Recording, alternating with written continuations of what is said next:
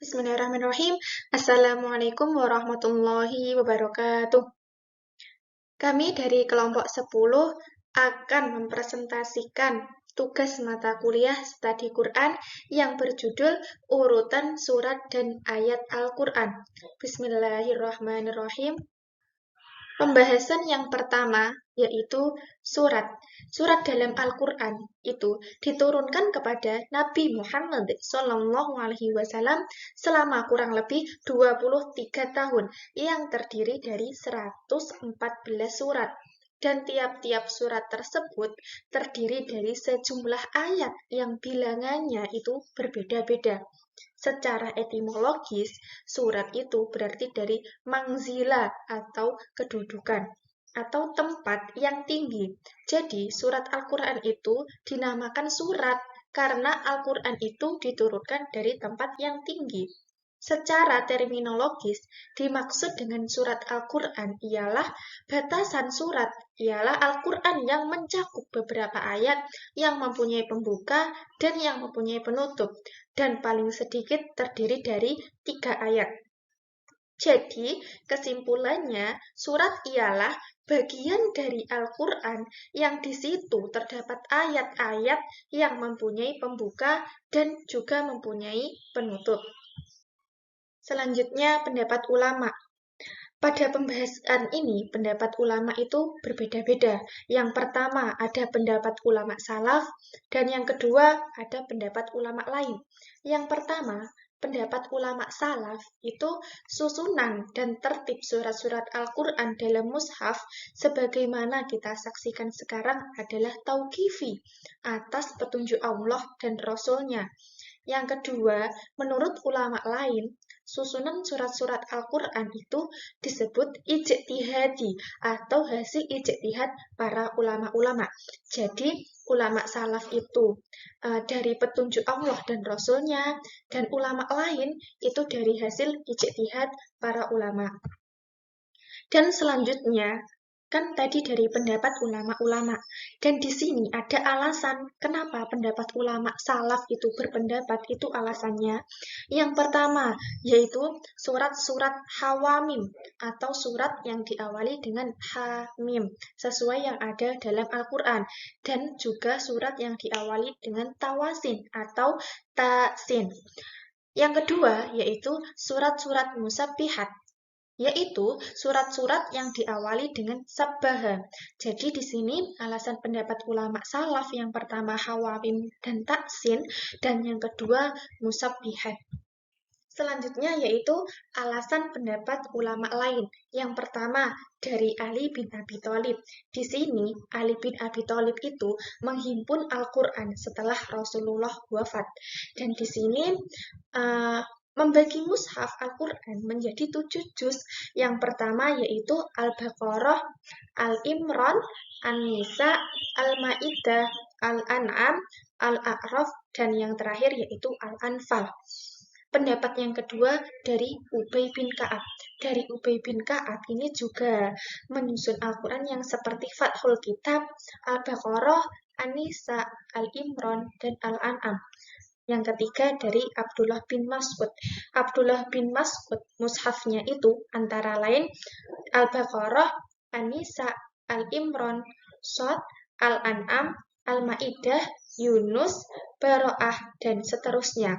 Selanjutnya, mushaf Abdullah bin Abbas, yaitu termasuk mushaf yang terkenal sebagai mufasir, karena suratnya itu dalam mukaddimah tafsir, dan mushafnya itu antara lain Iqra, Nun, Wa'du, dan Al-Mudassir, dan seterusnya. Selanjutnya yaitu urutan ayat Al-Quran itu tauqifi atau taufiki. Di sini ada 3 poin.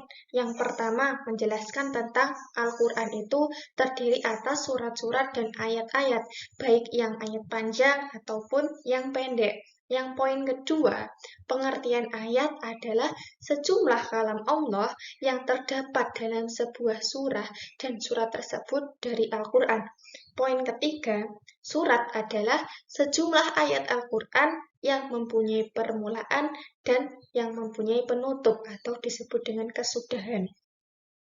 Jadi di sini itu Al-Quran itu banyak sekali surat-surat di dalamnya dan ayat tersebut itu juga berada di dalam Al-Quran. Dan di dalam Al-Quran juga terdapat surat yang mana surat tersebut mempunyai pembukaan dan surat tersebut juga mempunyai penutup. Selanjutnya pembahasannya yaitu sebagian ulama itu meriwayatkan bahwa pendapat ini adalah ijma. Di sini ada dua pendapat. Yang pertama menurut Az-Zarkashi.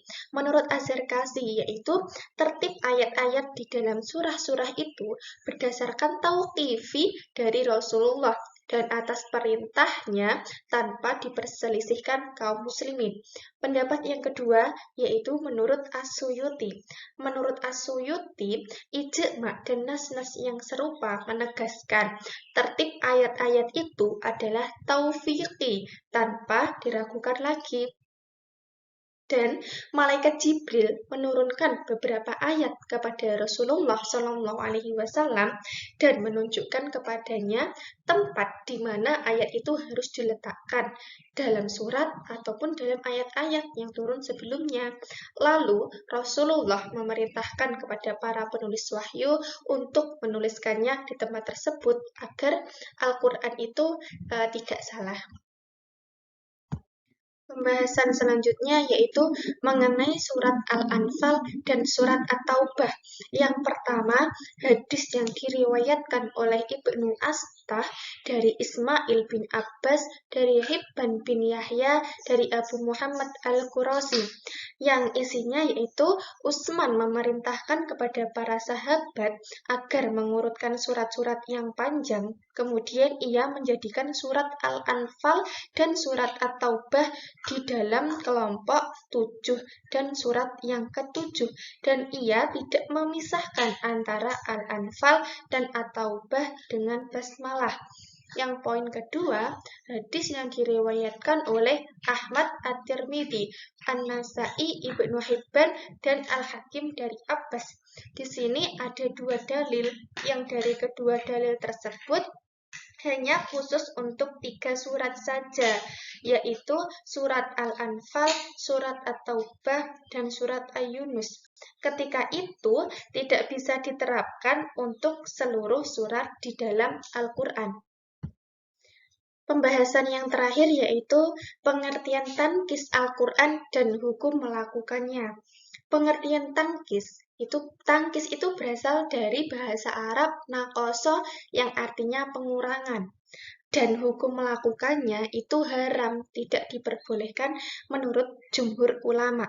Tetapi di situ ada pembahasan tangkis dalam Al-Quran. Ada juga tangkis surat yang itu diperbolehkan. Contohnya seperti baca surat Al-Fatihah dan An-Nas. Lalu, rakaat kedua baca Al-Fatihah, lalu Al-Baqarah itu diperbolehkan. Dan yang terakhir bisa diambil kesimpulan dari pembahasan yang pertama tadi. Kesimpulannya, tertib atau urutan ayat-ayat dalam Al-Quran itu tauqifi dari Nabi. Antara lain terdapat sejumlah hadis yang menunjukkan keutamaan beberapa ayat dari surah-surah.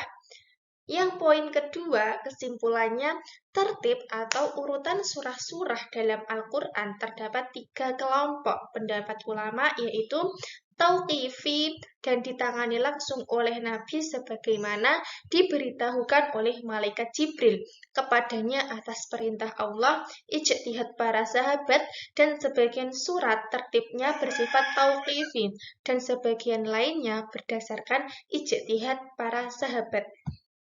Kesimpulan pada poin ketiga, yaitu As-Suyuti mengatakan tertib susunan surah Al-Quran itu tauqifi, kecuali surat Al-Anfal dan surat At-Taubah. Poin yang keempat, kesimpulannya, tankis berasal dari bahasa Arab naqasa yang artinya pengurangan. Tankis Al-Quran yaitu membaca Al-Quran secara tidak teratur, hukumnya haram dan tidak boleh menurut jumhur ulama. Terima kasih, kami dari kelompok 10 telah mempresentasikan urutan surat dan ayat dalam Al-Quran. Jika terdapat salahnya itu dari saya, Jika terdapat lebihnya itu dari Allah, syukran ala husni ihtimamikum, wallahul muwafiq ila aqwamit thoriq. Assalamualaikum warahmatullahi wabarakatuh.